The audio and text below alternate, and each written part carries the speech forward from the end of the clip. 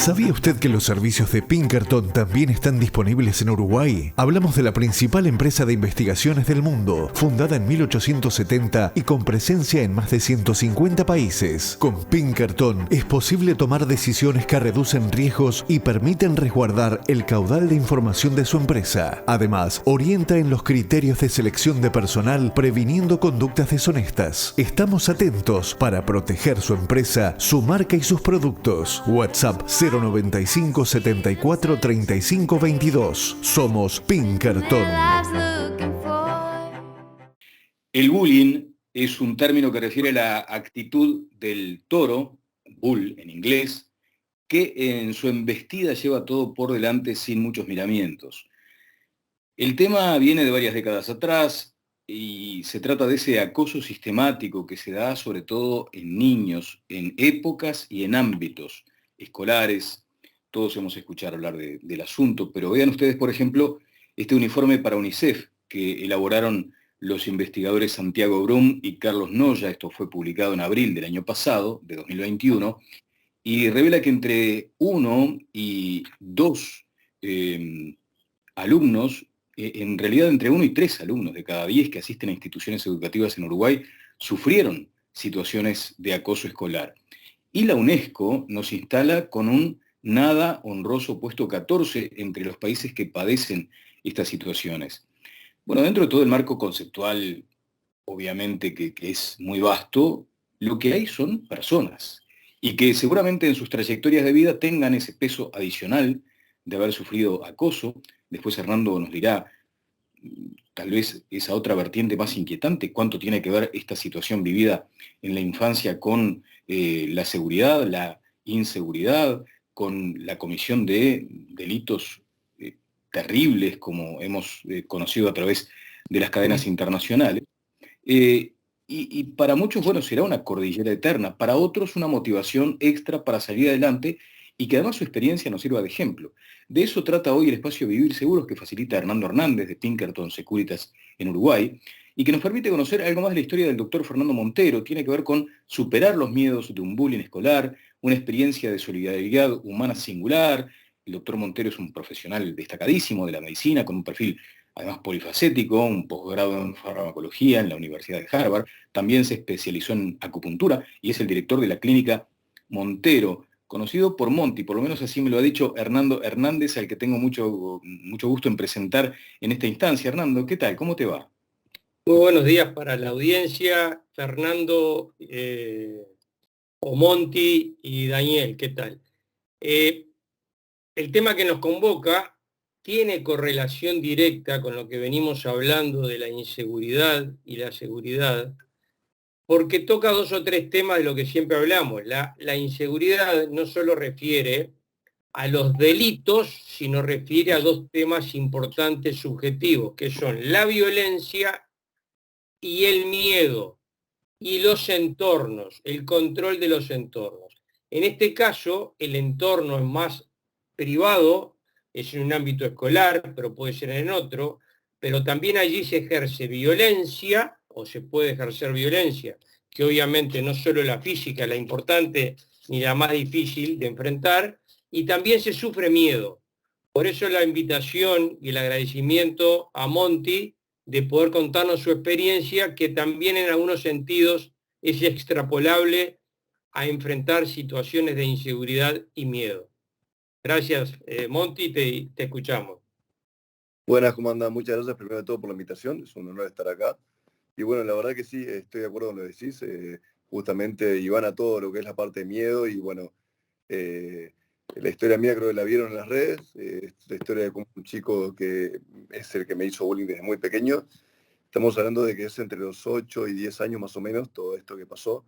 Y bueno, lo complicado del bullying no es cuando tú tenés un episodio con una persona, sino cuando es algo repetitivo, continuo, todo el tiempo, que puede pasar en niños hasta que no puedas a veces querer salir a recreo o te escondas, o bueno, estés todo el tiempo justamente con miedo. Más que nada me acuerdo de noche ya empezaba con el miedo de asistir a la escuela el siguiente día, y bueno, te generas un patrón obsesivo en el niño que no está bueno, ¿viste? Que es algo, se genera angustia, se generan cosas muy, muy complejas que después también van a tener que ver con lo que es la maduración de la psiquis del niño, ¿no? Ujú. Doctor, hablábamos antes de comenzar el espacio con usted, con Hernando, que claro, lo que sucede es que muchas veces el niño, hasta por vergüenza de pronto, no traslada ese sufrimiento a su ámbito más controlado, que es el hogar. Eh, ¿Cómo lo procesó usted y en particular, tomando esa referencia, cuáles son aquellas señales que uno debería advertir para que luego no haya consecuencias inesperadas y obviamente más graves, ¿no? Sí, con respecto a eso decir la vergüenza, fíjate que si será tema de vergüenza, yo terminé, primero por vergüenza no contando un tema bueno, conté bastante también en los medios. Yo, o sea, el tema, bueno, ya sabes que sí, tengo síndrome de Tourette, por eso estoy nervioso, justamente es algo que tuvo que ver con con todo esto del bullying. Se desató por eso. Yo siempre digo, el síndrome de Tourette tiene una parte genética y otra parte que es un gatillo, que es lo que empieza la enfermedad, que justamente en mi caso fue por esto. Y yo siempre cuento un tema de que este chico en un momento me hizo jurar que no le iba a contar a nadie, que mi madre tenía cáncer y que me iba a contar, me lo iba a decir ella en su cumpleaños, que seguramente se iba a morir, que me inventó toda una historia de que él lo había escuchado de la madre de él, que estaba hablando con una amiga de mi madre. Obviamente le creí. Y estamos hablando de esto, fue marzo o abril. Y bueno, y mi madre cumple en noviembre. O sea, fueron varios meses. Yo convencí a mi madre se iba a morir, llorando de noche, con miedo obviamente de eso. Lo dicen ustedes, nunca lo conté por vergüenza. En principio fue por vergüenza cuando me enteré que era mentira. Y después no solo fue vergüenza, sino que los años me lo olvidé. A mí me pasaba que de noche yo tenía angustia y no sabía por qué. Llegué hasta ir a hipnosis, en un momento ya de grande, estamos hablando de tener unos 34, 35 años, para ver por qué yo de noche sentía angustia. Y fíjate lo que hace la mente para poder opacar las cosas, ¿no? Y en un momento me acuerdo que lo máximo que llegué con hipnotistas, darme cuenta que era miedo al amor de mis padres de niño. Me había olvidado totalmente de todo esto. Bueno, y esto lo recordé realmente ahora hace poco, cuando pasó todo esto del bullying, que empecé a hablar más del tema, empecé a acordarme de anécdotas. Y bueno, la vergüenza te hace ocultar algo por 30 años, ¿te das cuenta? O sea, y es muy normal eso en los chicos. Por otra parte, lo otro me decís del tema de cómo darte cuenta, bueno, más que nada, niños aislados que cambian situaciones, que tienen a veces, yo siempre digo, la salud es el silencio del cuerpo. Si tú presentas síntomas, es porque algo está mal. Y síntomas en niño puede ser desde que le duele la panza y no quiere ir a la escuela, hasta que no come, o que llora más de lo normal, que está más irritable, que está más violento. Todo eso obviamente trata de, bueno, también siempre digo, ¿no? El chico que hace bullying, que creo que siempre estamos tratando de hacer una campaña también, estoy trabajando mucho con Guillermo Lockhart, de Voces Anónimas, en tratar de dar vuelta un poquito a la cosa y no solamente poner el foco en el niño al que le hacen bullying, sino en el que hace bullying. Que ese niño, el buleador, normalmente tiene situaciones en la casa muy complejas que son las que hacen que el niño sea así. Porque el niño no es malo, el niño sufre seguramente temas en la casa que no sabe cómo procesarlos y no cómo actuar, y bueno, actúa de manera violenta, agresiva. Hernando. No, comentarios ya extrapolando las situaciones de inseguridad. Aquí vemos claramente cómo el miedo incide en afectar las respuestas conductuales de un ser humano, en este caso un niño, pero cómo el miedo paraliza, cómo el miedo modifica, cómo el miedo condiciona, cómo el miedo avergüenza y cómo esa no prevención de situaciones que se pueden dar en la vía pública, en un entorno inseguro, cuando no hay prevención en un entorno escolar, termina siendo algo parecido. O sea, la persona, la víctima, es afectada en sus respuestas. Tú recordarás, Daniel, lo que hablábamos de lo importante de controlar los miedos para enfrentar la inseguridad. Esto tiene mucho que ver. O sea, el Fernando Monti, que está aquí con nosotros, que es una persona que tiene un entorno que nos va a explicar mejor, pero que lo apoyó, pero pese a ello pasó mucho tiempo no pudiendo enfrentar y hacer público lo que le pasaba, que es un poco lo que a veces sucede en los entornos inseguros. Claro, claro. A ver, Fernando, sobre eso, porque además me gustaría tomar algo que dijiste al pasar y que me parece sumamente relevante. obviamente podríamos estar ante dos víctimas, porque quien sufre el bullying, desde luego que lo padece, eh, cada uno de nosotros querría ponerse en esa piel y es imposible saber lo que fue ese sufrimiento, pero víctima también es el acosador, porque tal vez provenga, como tú lo mencionabas, de ámbitos complejos. El asunto es hacia dónde puede dirigirse esa conducta cuando pasan los años, cuando la persona ya se transforma en una persona adulta, ¿no? Perdón, Bueno, capaz que, Monty, capaz que podés explicar, porque no todos los escuchas lo tienen claro, cómo fue el nuevo encuentro y el enfoque distinto que lograste hacer, porque creo que va a responder en parte a la pregunta de Daniel. ¿Cómo te reencontraste de grande con la persona?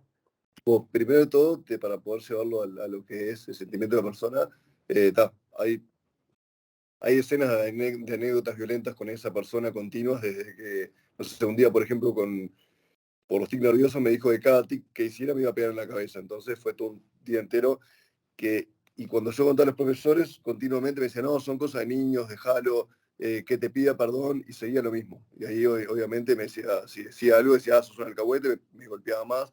Eh, Después, o sea, llegó a pasar que yo tenía un recuerdo de mi abuelo, que era una cadenita, por ejemplo, que me acuerdo que siempre las guardaba yo eh, antes de hacer deporte, y me acuerdo que le tenía mucho cariño. Un día le conté a todos que era la cadenita, me había dejado mi abuelo antes de fallecer y todo, y bueno, y él lo que hizo con eso fue robarla, por ejemplo, y perderla, y después decirme, mirá que el que te la perdió fue yo. O sea, era un nivel de mucha violencia, realmente física y mental.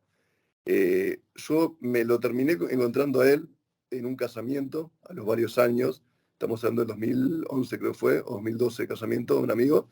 Y bueno, en el casamiento viene, me saluda como si nada. Yo estaba con mi señora y mi señora me dice, pero este no era el tipo que te hizo la vida imposible en la niñez. Digo, sí, pero no sé, me saludó de manera cálida.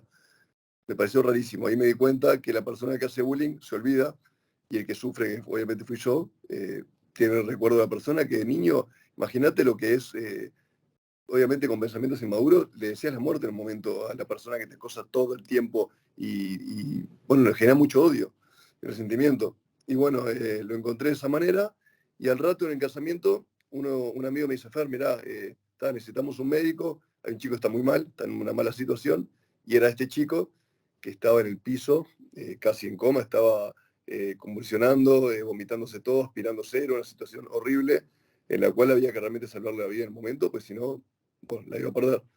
En ese momento lo puse en situación de salvataje, lo puse en situación de seguridad, de costado, y le pregunté si habían llamado a un otro médico. Venía la emergencia móvil, y cuando llega la emergencia, aparece ¿cómo se llama? El enfermero, me conocía, me dice, ¿qué haces, doctor? Un abrazo.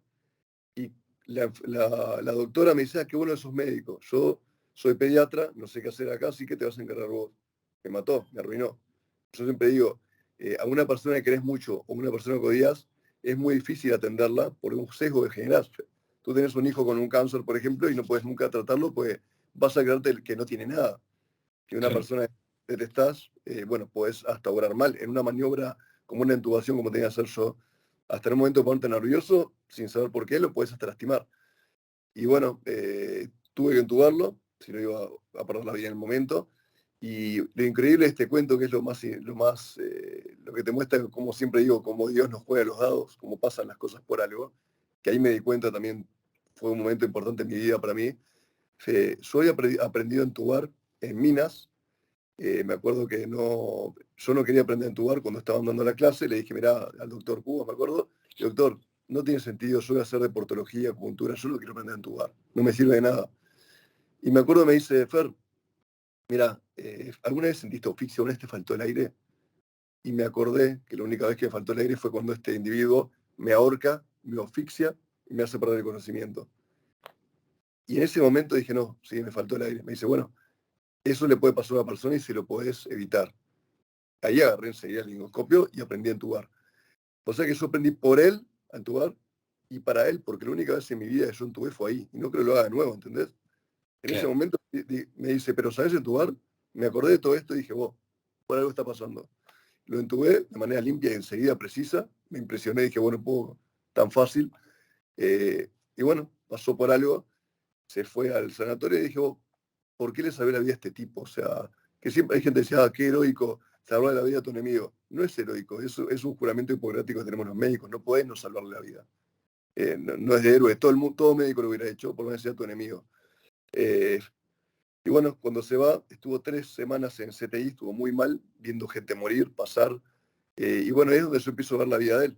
Y era un tipo que estaba, situación de calle, llegó a estar, temas de adicciones fuertes, separado de la familia, una vida trágica, como dice Rando. ¿En qué termina un tipo así? Bueno, un tipo que venía de educación privada, con una familia en teoría, un buen sostén y todo lo que pensamos, bueno, terminó en la peor situación, porque realmente yo decía, la víctima no fui yo. Fui la víctima de su bullying, pero pude salir adelante, pude generar resiliencia. Él no salió adelante de nada, terminó en una situación dantesca, pero al final se le dio esta segunda oportunidad y por algo pasó. Y si yo me comuniqué hace muy poco con él, vía telefónica, tengo una muy buena relación con él, alguien que realmente tengo mucho aprecio hoy, increíblemente, por más que parezca raro, pero sí, tengo mucho aprecio, porque en parte fue el que me generó ser quien soy hoy y estoy agradecido. Y él hablando conmigo me contaba que bueno, ahora tiene una hija, se casó, tiene un trabajo, está estable, es un tipo, es una persona de bien, digamos. Y vino de lo más bajo, o sea que una historia dura, ¿no? Sí, bueno, qué tremendo, ¿no? Qué tremendo. O sea que ahora mantenés el vínculo y además sobre la base del afecto, porque entendés que fue la persona que te motivó a superarte, a ese concepto que manejaste de la resiliencia. Ahora, Hernando, obviamente este caso podríamos decir tiene algo así como un final feliz, otros no tanto, y seguramente personas que tienen ese tipo de actitudes y de conductas de no ser tratadas a tiempo, de no haber un abordaje correcto. Uno se pregunta también hasta qué punto los docentes deberían tener una mejor formación para no naturalizar con esa frase de es cosa de chiquilines que las cosas pasen. Ahora, puede haber como otra posibilidad, y ahí es donde nos vamos a estas situaciones que están pasando en algunos países. Lo último fue lo de Estados Unidos, terrible. Aquí se señala que este chiquilín de 18 años había sufrido bullying. Comentario cortito, porque me gusta extrapolar experiencias a lo que venimos hablando. Obviamente que no todos tienen la posibilidad, ni las agallas, ni el sostén familiar, ni el corazón que Monty utilizó y le logró salir, como tampoco las personas que enfrentan una situación de riesgo de vida tienen las agallas, tienen el control del miedo, tienen la posibilidad y un poco de suerte de salir ileso de una situación. Pero lo que sí es cierto, que en todas las circunstancias, Daniel, no somos tomadores de la realidad, no solamente vemos a Daniel Castro en Canal 4 con su brillante exposición. Digo, nosotros podemos incidir en nuestras realidades y eso hay un elevadísimo porcentaje de salir mejor de las situaciones. Acá tenemos un caso muy contundente, muy emotivo, pero también cuando se enfrentan inseguridades, la respuesta no es aumentar la violencia, obviamente, Claro. sino reducirla. No todos podemos tener la empatía y la solidaridad que mostró Monty, pero siempre si hacemos algo en función de bajar la violencia y particularmente la prevención en los entornos, adentro de la escuela o en la calle, es clave. Claro. Fernando, quiero consultarte, porque ya estamos casi en el cierre, si en algún momento se te planteó como esa cruz de caminos, o sea, como la eventualidad de también, no sé, tomar revancha, ya no contra esa persona que te había perjudicado tanto, sino contra otras, contra terceros que tal vez no tenían nada que ver con tu historia de vida, que tal vez no tenían por qué saber de tu sufrimiento. ¿Te viste en algún momento tentado por la venganza? Así clarito. No, venganza no, o sea, sí lo que hice fue, en el liceo antes del liceo empecé a trabajar, bueno, empecé a competir en artes marciales, en Jiu-Jitsu. Tengo una carrera muy larga en la especialidad. He competido muchos panamericanos, sudamericanos, o sea, llegó a un buen nivel. Y bueno, yo me acuerdo que, fíjate el otro día hablando con uno de los directores del liceo donde iba yo, este chico, primero y segundo año de liceo, lo hizo conmigo. Y yo me había olvidado de eso, no sabía. Pero seguramente cuando él vio que yo empecé a pelear, que empecé enseguida a competir con pilotos y todo, me dejó de hacer bullying, desapareció. No me lo acuerdo de haber estado en liceo con él. Entonces, claro, como digo, no era tonto, ¿no? O sea, sabía que ahora si realmente quería meterse conmigo lo podía lastimar. Entonces, bueno, ahí el miedo atacó en él. Lo cambió Claro, radicalmente y cambió de claro. persona, pues vio que me podía defender. Ujú. Entonces, pero revancha nunca. Sí tuve un momento donde cuando empecé a hacer artes marciales que no bancaba la parte de los tics. Por ejemplo, clásico, entraba a una reunión y veía que alguien que se burlaba, por ejemplo, de mí, era muy, o sea, actuaba de manera violenta. Era muy chico, pero me Ujú. acuerdo que, claro, no era maduro en la parte de artes marciales y no sabía lo que podía hacer yo. Y bueno, cuando un tipo se burlaba, no toleraba el bullying, pero ni el más mínimo, entonces iba de frente, a diferencia de lo que había hecho en mi niñez. Después maduré bastante, ahora si alguien veo que se burla a mí de un tic nervioso, que sería muy inmaduro en esta época, nada, ni lo miro, digo, pobre tipo, no, está. Pero normalmente de niño te toca más esas cosas, ¿viste? Claro. Bueno, no sé si tenés algún comentario final, Hernando, porque No, lo que me parece relevante en este caso, sí, conozco situaciones de bullying escolar bastante cercanas, que no vienen al caso dar detalles, pero obviamente que son temas que hay que enfrentar los miedos, que no es fácil, pero que así como la seguridad pública puede incidir muchísimo en la prevención y los ciudadanos en nuestra actitud en los controles de los miedos, en los entornos escolares, que es el caso que hoy ujú, estamos charlando con Monty, sí, los profesores, los docentes necesitan no esperar que acontezcan las cosas, necesitan actuar con anticipación, o sea, ser responsables, tomar decisiones, jugársela, o sea, ujú, asumir que hay que actuar preventivamente, cosa que muy a mi pesar no es tan común en nuestra ujú, sociedad. En nuestra sociedad lo común es lo contrario, dejar ujú. que las cosas pasen hasta un nivel que sea evidente que la decisión no admite duda. Y este tipo de situaciones, como la seguridad ciudadana, necesita de personas que en su cargo asuman responsabilidades para prevenir y ayudar a la víctima y al victimario, como decía Monti. Bien. Ujú. Fernando, ¿algún comentario final sobre esto? Sí, que en realidad yo siempre digo que algo que está muy bueno es inculcar a nuestros hijos en no tener secretos primero de todo, tratar Claro, de que no se guarden las cosas. Y eso dice Rando es tal cual, estoy de acuerdo. No, y realmente no hay una formación para la parte de bullying acá. Muchas veces las cosas pasan y después a veces no hay vuelta atrás, pues realmente cosas mínimas como que no te das cuenta. O sea, yo cuando hice el video este que se hizo viral contando anécdotas, que eso llevó casi 1 millón de reproducciones muy rápido, y la cantidad de comentarios, que no, eran más comentarios, parecían Biblia, gente escribiendo, que claro, era gente, hubo casi 3.000 comentarios, que son 3.000 personas hablando de eso, un claro, caso de bullying, que claro. eran enormes y mostraban sufrimientos espantosos, y entonces mismo, no le había, nadie les había dado pelota, nadie, no pudieron realmente tener una persona, un adulto responsable que se haga cargo. Es muy importante inculcar en lo que son en los centros de estudio, por ejemplo, tener no sé, cada 5 chicos, tener un adulto responsable o que puedan decirle, bueno, si está pasando lo de bullying, o hablar del tema. Si alguien te Ujú, molesta o se burla de ti, el referente tuyo es este. Entonces, ujú. tenerlo bien cerca de que cuando empiece el tema, ahí directamente, no hablarlo con el chico, ir directo a la familia. Decirle, Claro, oh, mira, está haciendo esto, está haciendo bullying, controlarlo. O sea, ujú, o por lo menos poder hablar entre los adultos. ujú. Hay veces que no se habla entre eso y puedes decir, vos, si el hijo es así, jugás y si el padre debe ser un tipo no puedes ni hablar, y bueno, y le metes toda la presión al niño y el problema está en la casa. Claro, claro, claro. Sí, ahí volvemos al punto ese, ¿no? Cuánta eh, sensibilidad tenemos que asumir desde los padres, los docentes, porque después está la otra situación. De pronto te enfrentás a un padre negacionista, o sea, que considera que lo del chiquilín es normal, y ese chiquilín va a seguir transitando toda su vida con esa sensación de que está bien lo que hace, y ahí puede derivar en temas de inseguridad que son de los que trata este espacio. Les agradezco mucho, tanto a Fernando como a Hernando, si querés hacer un cierre, Hernando, porque de verdad nos parece interesantísimo que nos hayas acercado la historia de Fernando.